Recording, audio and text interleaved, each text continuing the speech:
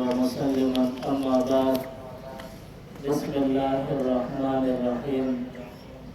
د چارلام پورا تذکرہ شوی دا او سړیر حد پورې د چارلام مسائل مونږه زده کړل. پرون د چارلام اخیری حکم بیان شو د خپل د وینځلو. د هغې نه بعد مونږ چې خپې ووینځو نو د خپل د وینځلو په وخت کې به څه دعا کوو. نو کتاب لیکلی دی د خپل ذمہداري ګرځېدل دي، انسان په خپل باندې ګرځي او دلته یو داسې مرحله را روانه ده چې په هغې کې یو پل دی، پل صراط، په هغې باندې اورېدل دي. نو چې دی پر پل صراط باندې ځي نو دلته یو ډېره لویه خطره پېښېدی شي. الله دې نه کړي پل صراط باندې پر وښویږي او بنده جهنم ته پرېوځي. نو چې کله مونږ خیر په وینځو په دغه وخت کې مستحب دعا دا ووایه چې یا الله زما د خپې په پل صراط باندې ثابت قدم کړي چې زما د خپې ونښویږي چې نیم پې پورې وځم. او چې کله ګسم په وینځې نو بیا ووایه چې په پل صراط د ښویېدو نه مې وساتې. نو دا د ځان لپاره مستحب دعا ده، فرض یا واجب نه ده، تر دې چې سنت هم نه ده، مستحب دعا ده. او موږ خو په هر وخت کې ځان له دعاګانې غواړو، نو هغه د قبلېدو چې کوم وخت دی نو دا د اودس چارهګان په وخت کې چې ته دا دعاګانې غواړې دا د قبلېدو وخت دی، دې وخت کې دعا وکړه، آخرت کې انجام به ښه شي.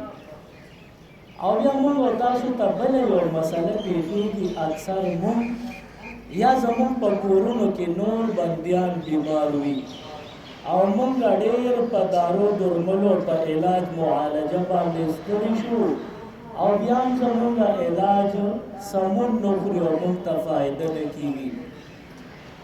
حضرت علی رضی الله تعالی عنہ فرمایي وی پیغمبر علیه السلام چې به کله چارهدام نه فارغ شو نو چې کوم لوښي کې به اوبه وې د چارهدام هغه به ختمې وې، لږې شان به پاتې وې. نو د هغې نه هغه اخري لږې اوبه به په یو چوڼ کې راواخېستې او حضور علیه السلام به ناست و نو وګرځېده او د چارهدام هغه باقي اوبه یو چوڼ به بیا په ولاړه خولې مبارکې ته واچولې او هغه اوبه به وڅښلې. نو دې ځای کې کتاب لیکلی دی چې د چارهدام نه پاتې اوبه که دې وڅښلې نو په دې باندې ثواب هم وشو، ځکه سنت طریقه ده. او بل دا چې دا د بیمارو علاج هم وشو، په دې کې به تا ته اوس شفا او علاج ملاویږي. د چارهدام نه بعد موږ په لوښو کې اوبه نه راړو، اکثر نلکه وي، د هغې نه خیر دی یو چوڼ اوبه راخلې او هغه خولې ته کوې او څکې یې، دې کې شفا هم ده. خو دا عمل هم تاسو ته بار بار زه کوم چې ستاسو توجه خرابه نه شي او یو عمل لازمي ونه ګڼئ، دا عمل فرض واجب نه دی، سنت طریقه ده او په سنت طریقو ژوند دی کولو کې هم ثواب دی.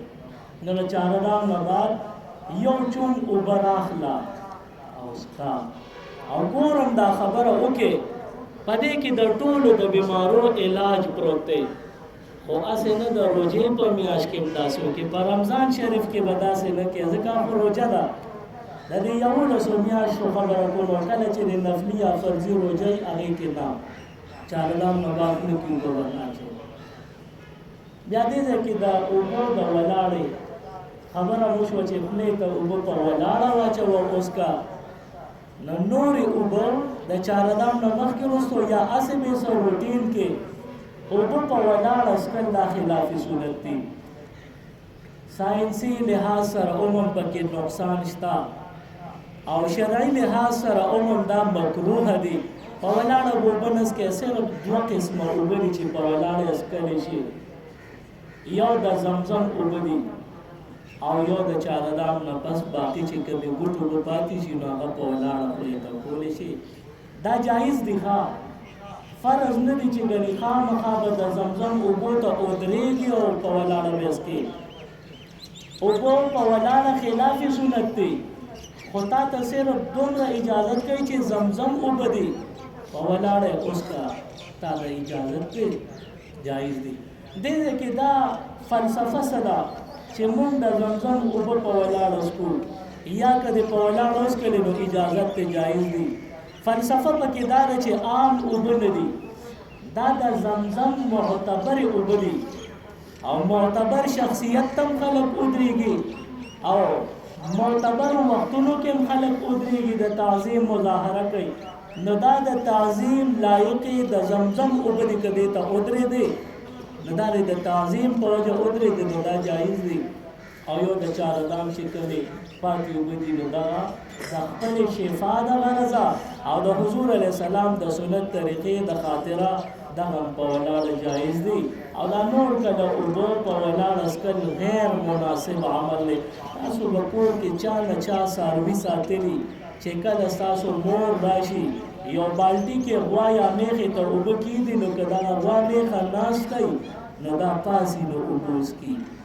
او انسان زناور خو نه دی نو دا انسان دی ده ته چې اوبه کېږدي نو که ولاړې دی به کښېني نو هغه اوبه به وڅښي. او زناور د دې اپوزټ دی، هغه چې ناست دي نو هغه اوبو ته پاسي.